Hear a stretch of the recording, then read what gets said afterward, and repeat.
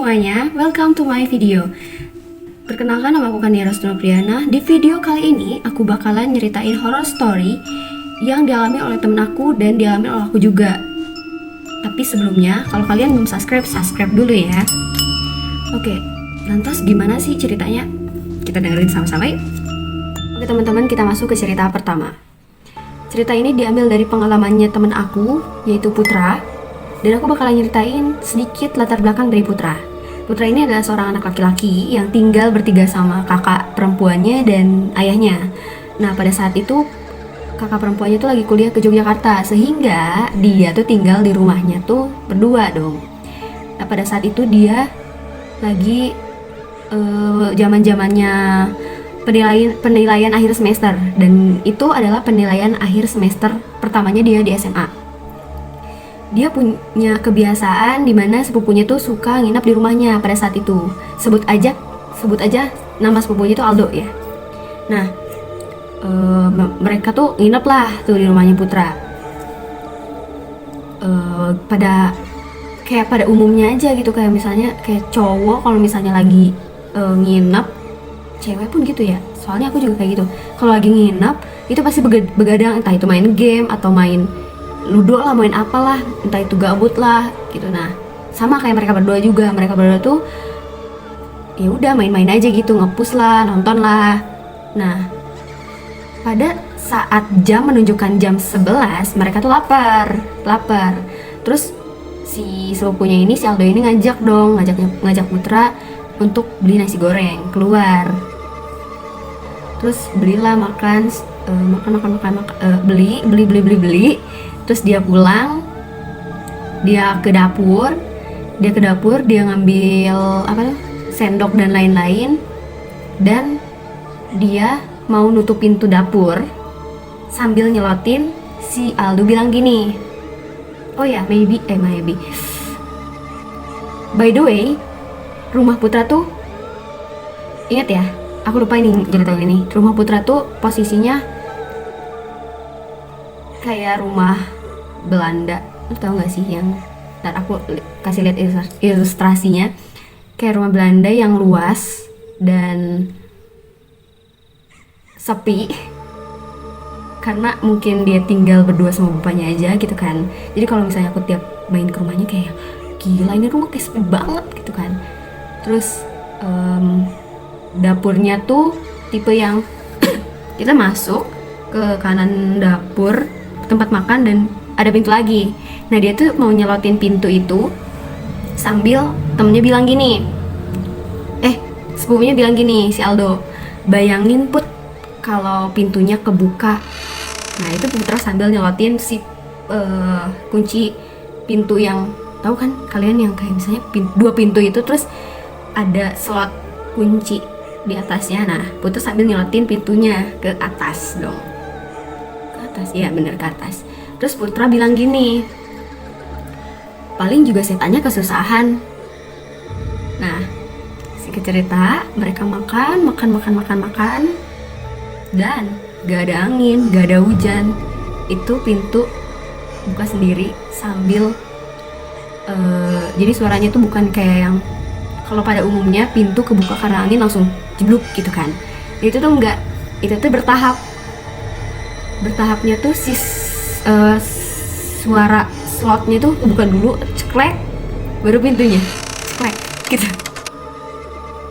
Dari situ Putra kayak sama Aldo langsung lihat-lihatan dan mereka kayak langsung kabur.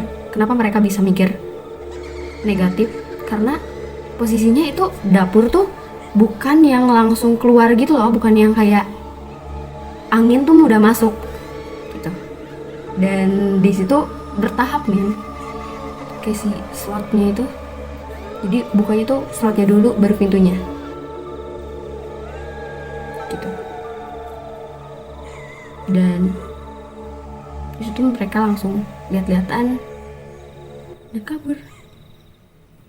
Kita nggak tahu ya itu apaan, tapi aku nggak tahu cerita yang tadi itu serem atau enggak, tapi menurut aku itu lumayan serem sih, karena aku tahu rumah Putra kayak gimana situasinya dan kondisinya. Tapi semoga aja nggak garing-garing amat. Oke, kita next aja ke video, ke cerita selanjutnya. Aku bakalan ceritain pengalaman aku sendiri. Jadi waktu itu aku masih punya 2 rumah, yaitu di rumah, sebut aja di rumah A dan rumah B.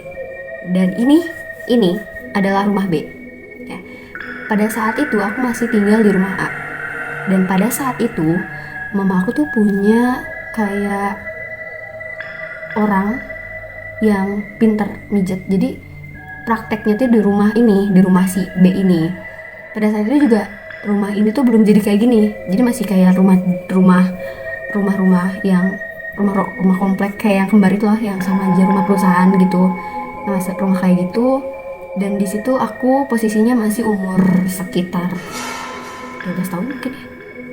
Gak tahu deh, soalnya aku masih kecil banget dan aku punya ponakan kan. Nah, ponakan aku juga masih kecil banget.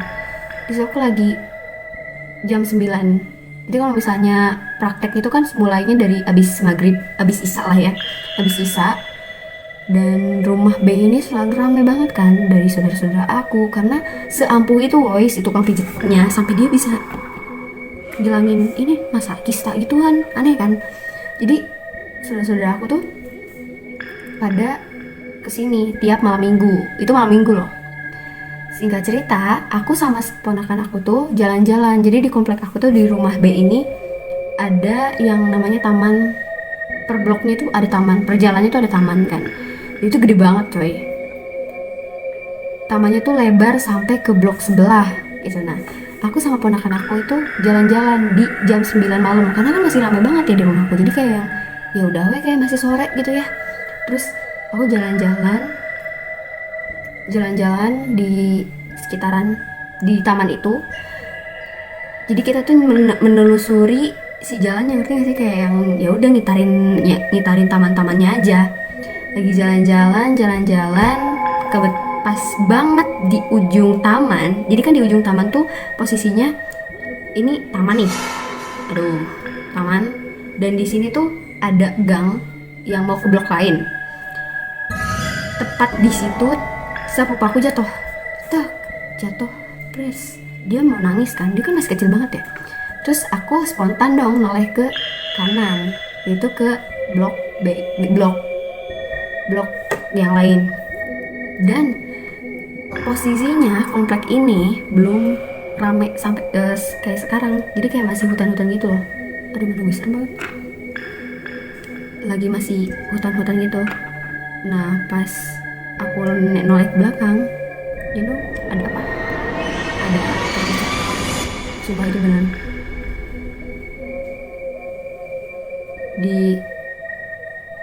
Enggak lo, gue takut soalnya intinya.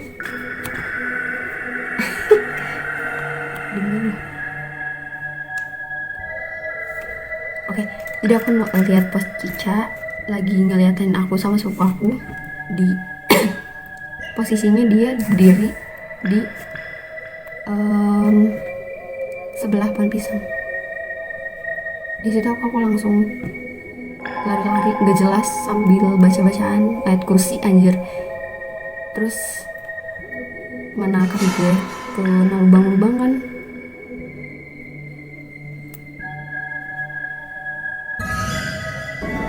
Ya gitu dong. Aku punya cerita ketiganya, dan ini masih di sini, di rumah ini. Ini malah literally di rumah ini, bukan di luar rumahnya. Demi Allah, gue cerita apaan ya? Ini garing banget sumpah. Udahlah, kita next aja ke cerita ketiga. Teman-teman, di cerita ketiga kali ini masih dengan pengalaman aku dan masih dengan mengenai rumah ini. Ini beneran rumah ini. Jadi seperti yang aku bilang, aku punya 2 rumah kan, rumah A sama rumah B. Di situ aku masih tinggal di rumah A, masih tetap tinggal. Tapi kali ini aku udah SMA nih, udah kelas 10 nih. Berarti udah ini ya udah perbedaan umurnya udah jauh banget gitu kan. Sampai akhirnya aku pindah tuh bener-bener aku baru pindah hari ke sekarang tuh. Rumah ini udah direnovasi dan yang sampai sekarang ruangan ini adalah saksinya gitu. Saksi kejadian itu. Pada saat itu kami belum pindah Dan aku suka nginep di sini karena aku pengen menyendiri gitu kan. Aku pengen menyendiri dan ditambah lagi di sini dan ditambah lagi papaku nyediain wifi-nya emang di rumah ini aja, meskipun ini masih kosong gitu kan. Jadi kan aku makin betah ya kan, udah mah sendiri ada wifi gitu, tapi nggak betahnya tuh karena nggak ada makanan gitu, nggak ada yang masak.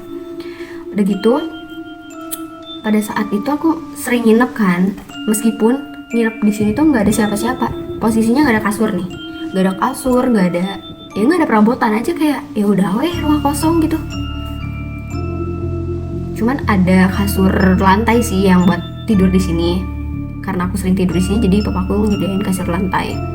Nah di situ aku nginep, aku bawa laptop waktu itu dan aku ngelagu, dan gobloknya itu maghrib aku ngelagu di laptop, sebut aja ya namanya Spotify, di Spotify, dan aku nyalain Spotify pas azan maghrib banget. Enggak sih, aku kecilin tuh pas azan, aku matiin, dan pas udah azan aku nyalain lagi.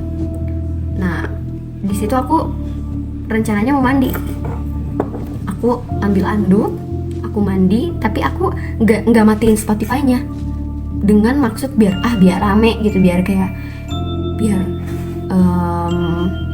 aku nggak terlalu ngerasa sendiri karena ada lagu itu kan, tapi aku agak kecilin karena lagi maghrib.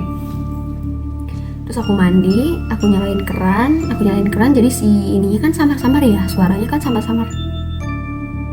samar-samar gitu. Terus aku mandi, aku nyalain keran, suaranya samar-samar, tapi aku tuh punya perasaan kok ini lagunya nggak kedengeran sama sekali gitu kan. Ini mungkin karena suara kerannya yang keras. Tahu kan kalian yang kerannya itu yang ngajak ribut itu yang warna biru, nah ya kayak gitu. Terus aku selesai mandi, aku keluar, ini kok aku udah dalam hati, ini kok aku udah matiin keran, kok ini gak kedengeran juga nih si lagunya. Terus aku jalan, emang lumayan jauh kan dari kamar aku ke kamar mandi. Jadi aku masih positive thinking, mungkin karena kamar aku sama si kamar mandinya jauh jadi gak kedengeran. Terus aku jalan ke kamar, dan ternyata si Spotify-nya itu udah mati. Terus aku ngebatin dong kayak, ini bisa mati ya? Mungkin laptopnya, karena laptop aku kan suka mati. Enggak, ternyata nggak mati laptopnya. Mungkin wifi-nya yang mati. Aku cek dong wifi-nya, enggak lah, nggak mati. Apa macet kali ya? Enggak lah, nggak macet gitu kan. Terus aku kayak, suaranya juga normal, suara yang dari laptop. Dan ternyata pas aku cek lagi, itu suara dari Spotify-nya. Jadi seolah-olah kayak ada yang matiin dari Spotify-nya itu, bukan dari Spotify-nya, jadi kayak yang kalian tahu kan kalau misalnya di YouTube suka ada suara yang gambar suara. Nah, si gambar suaranya itu ada tanda silang. Jadi kayak yang dipencet. Terus aku ngecek, apa aku emang si mouse-nya aku taruh sini deh. Tapi enggak. Dan aku kayak langsung ngebatin, kok ini bisa? Kalian pikirin aja anjir. Itu dimatiin sama siapa? Maghrib anjir. Terus aku langsung istighfar dan aku bilang, aku batin, aku cuma senyum, aku bilang maaf ya aku maghrib nyalain lagu karena emang goblok banget sih gue. Kenapa gue nyalain lagu gitu pada saat orang-orang sholat?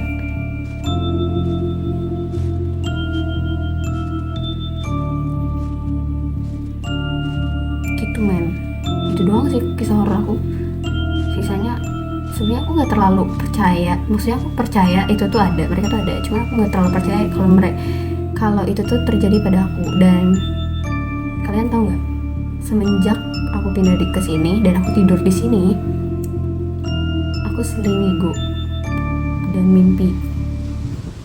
Oke guys, mungkin itu aja cerita-cerita yang bisa aku sampaikan kepada kalian, karena maaf banget nih kalau misalnya itu garing banget ya, segaring-garingnya gitu kan, karena aku nggak tahu aku harus bikin channel apa. Baik, Jadi ya aku akan melontarkan 1000 maaf kepada kalian karena ceritanya garing, karena aku tidak berbakat menceritakan ini gitu kan. Aku bukan Nadia Oomara adalah panutanku gitu. Ya apa sih ngomong apa? Udah pokoknya gitu aja. Terima kasih telah menonton video ini. Mohon maaf kepada Pak Dika karena tidak sesuai dengan apa yang saya tulis di kertas. Yang seharusnya saya ini menjadi petualang, tapi saya menjadi Nadia Oomara. Cukup sekian dari video ini. Terima kasih telah menonton dan jangan lupa subscribe ya.